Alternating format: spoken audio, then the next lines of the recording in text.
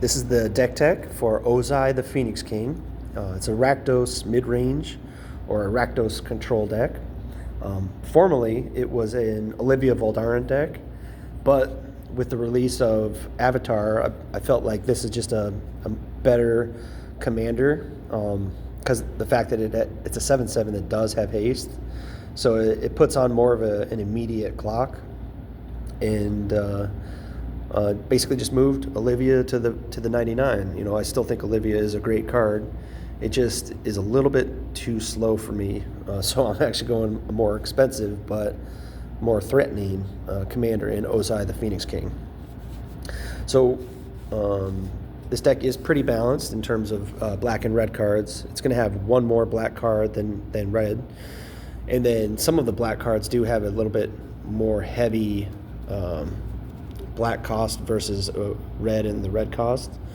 So you'll notice that even though I have an even split of mountains and swamps, I actually have 2 additional non-basics that help with the black costs with the deck. So with that, we'll go ahead and get started showing the black cards. First off, we got Reanimate. Can target opponents' graveyards as well. So that's a versatile, very efficient recursion spell. Dark Ritual. Tithing Blade. Good because it causes each opponent to sacrifice a creature. Because it is a black permanent, that adds to the devotion that I got for cards like Mojis or Grey Merchant of Asphodel. This does flip.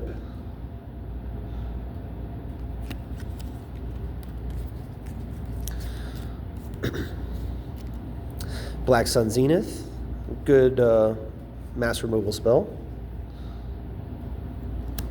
Day of the Black Sun, same sort of thing. Nice little mass removal spell. Recurring Nightmare. This may be on the ban list, but you know, as you'll notice with the decks that I design and play, I'm not so concerned with ban lists. They don't have any power over me. Read the Bones. Great card draw spell. Scry as well as drawing 2. So good for making sure you hit your land drops. Yawgmoth's Will. It's a great late game card. Recast everything from my graveyard. Toxic Deluge. Another mass removal spell. Oath of Liliana. This is another one where each opponent sacrifices a creature, so you can get value from that. The second part you do get value from because I play enough Planeswalkers that I am able to trigger that sometimes. Phyrexian Arena. Good way to draw cards. Liliana of the Veil. Not as good as it is in, say, solo formats, because you can only target one person, unless you're doing the +1, in which case even I feel it. But you know, this is a very good card. It only costing 3 is nice, because usually it's just a removal spell that then gets killed by an opponent's crackback.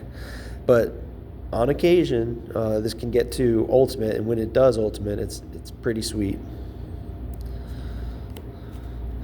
Hero's Downfall, instant speed removal, creatures or planeswalker. No Mercy. This is a way to add devotion to the board, as well as help keep you alive to incentivize attacks elsewhere. New card, the Fire Nation Drill. 4 mana removal spell that turns into a 6/3 beater on subsequent turns, as well as it gives me a way to interact with indestructibility and hexproof, which is pretty unique. You don't see that on too many cards. Whip of Erebos. So you'll notice that I take a lot of damage from life loss. So creatures I control getting lifelink is relevant, as well as being able to recur on a one-time basis creature cards from my graveyard can be very good too. Kalidas, Trader of Get, 3/4 lifelink, a little bit of graveyard hate, a little bit of going wide. Now this is tough to cast because it is 4 black, but Phyrexian Obliterator is worth it. 5/5 with the ability to cause opponents to sacrifice permanents. People do not like blocking him. Doomwake Giant, 5 mana Constellation for the -1/-1. And I play enough enchantments that I can get some value on later turns. Ob Nixilis Reignited. Just a value Planeswalker, nothing crazy. Grey Merchant of Asphodel. This is a win condition. Him doing it to each opponent is great. Crux of Fate, another mass removal spell. I do, when we get to the red cards, you'll see that I do play some dragons. So at times it can be a one-sided removal spell, just depends on the board state. Noxious Gearhulk, 6 mana creature removal and life gain. This is a new enchantment. It destroys all creatures. Second one, not great, but he does flip into something relevant. 5/5 Firebender, but also has a very unique ability there. Get me some recursion from an opponent's graveyard. But again, it's mainly just 6 mana, destroy all creatures. It's good enough in my book. And Grizzlebrand. That's probably banned, but, you know, Grizzlebrand must be played. There's no ifs, ands, or buts. It's going in the deck. All right, that's the black cards. Let's go over the red cards. Earthquake, mass removal. You'll notice there's a theme here. I got a lot of mass removal, and that's because the goal of the deck is to eventually get it to a point where late game it's they lay their threat, but the threat I lay should be bigger.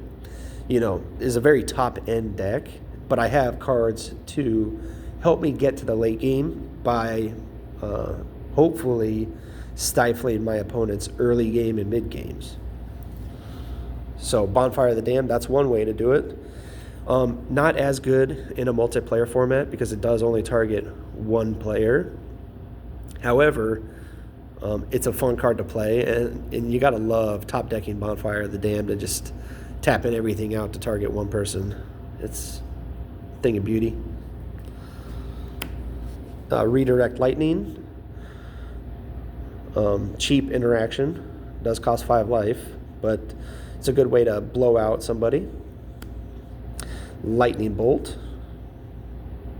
A staple. Price of Freedom. A little bit of artifact destruction or potentially kill a Gaia's Cradle, something like that. As well as drawing a card. Zhao, the Moonslayer. Little 2/2 hate bear. Causes non-basics to enter tapped, which, you know, I do have 10 non-basics, so it does affect me somewhat, but the idea is that it hopefully will affect my opponents more, and then if it gets to the late game where I put that Conqueror counter on him, the Blood Moon effect should hurt my opponent more than it hurts me. Oath of Chandra. This is one of the enchantments. Interacts with my other planeswalkers, but in general, it's just a 2 mana, 3 damage creature removal. But again, it gets value late game through that secondary effect. Young Pyromancer, a 2/1 that allows me to go wide. Eidolon of the Great Revel. This can hurt me, but hopefully it hurts the opponents more. Wheel of Fortune. Let's everyone draw a new 7. Very fun card. Blood Moon. This is a very fun card for me, but maybe not for you. Now, I do play 14 swamps, so that is relevant because all of a sudden, you know, those 10 non-basics that I play are now just mountains. So you got to make sure, ideally, you have 2 swamps, but at minimum, you want to have at least 1 swamp. And then, in a perfect world, you would have 4 swamp so that you can cast something like Grizzlebrand. But I understand early on, you're not necessarily going to have 4 swamps. But, you know, I have 14 in the deck, so I will be drawing them at some point. Anger of the Gods, very efficient mass removal spell, just 3 mana. And the fact that it does exile can prevent some death triggers sometimes. Avalanche Riders, 4 mana Stone Rain with Echo. But I like playing some land destruction so that I can be interacting with cards like Gaia's Cradle. Flame Tongue Kavu, 4 mana, deal 4 damage, but it's a 4/2 beater, so very reasonably priced. There's a new one, Legend of Roku, kind of a little bit of card advantage, a little bit of mana fixing. Does turn into this, so it turns into a good mana sink, you know, where you can, you know, just spend 8 mana to start pumping out 4/4s with Firebending.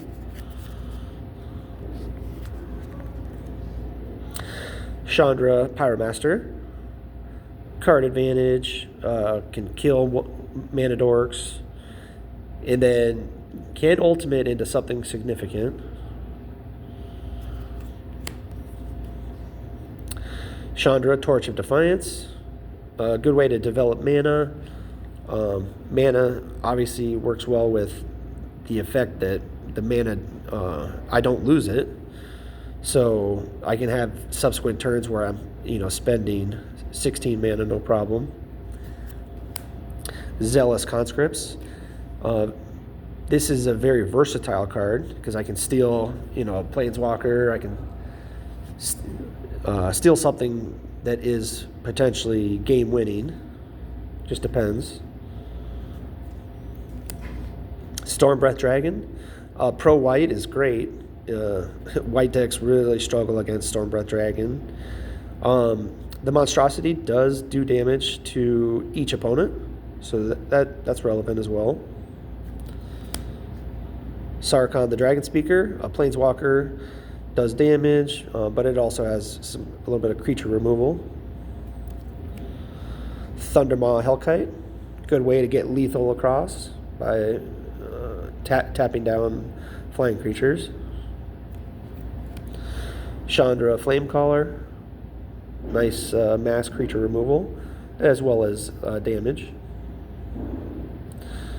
And the 0 ability does come into play sometimes. Combustible Gearhulk is a good multiplayer card, because for the most part, if you choose an opponent who's, say, not in the best position, they're going to be more inclined to allow you to draw 3 cards. You know, from a strategic standpoint, the only person that should probably consider taking the damage would probably be someone who is maybe winning the game already, and they're willing to risk, you know, taking an unknown amount of damage, because I play some high casting cost cards, so it actually could do significant amount of damage. But generally, in a multiplayer format, you're not going to be the one that wants to pay the tax, because ultimately, they're usually better off just letting me get that temporary advantage so that they don't have to pay the cost themselves. If that makes sense. So, long story short, this card plays better than normal in a multiplayer format just due to game dynamics. Blasphemous Act, another mass removal spell. You'll notice that's a theme in this deck. Lots of mass removal. All right. The Rakdos cards. Olivia. Great card. Sire of Insanity. Also a great card. Creates very unique game states where people just have to play off the top of their deck. Rakdos Return. You can only target one person, so not as great in multiplayer, but I'm playing Rakdos, so I want to play cards like this. Dreadbore, just efficient removal. Same thing, Terminate.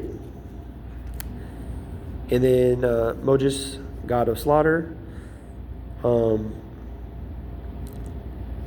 Nothing too crazy about this card, but playable enough. Causes opponents to either make the decision to sacrifice a creature or take damage. And then just the colorless cards or the artifacts. So we got Ugin. This can take care of just about anything. And when you play cards like Ozai, so you play Ozai on 6, but after he attacks, you're going to have 4 mana stored up. So on the following turn, when you have your 6 mana, you now have 6 mana plus the 4, and you can just cast Ugin outright. You can cast something like a Grizzlebrand if you have the 4 black.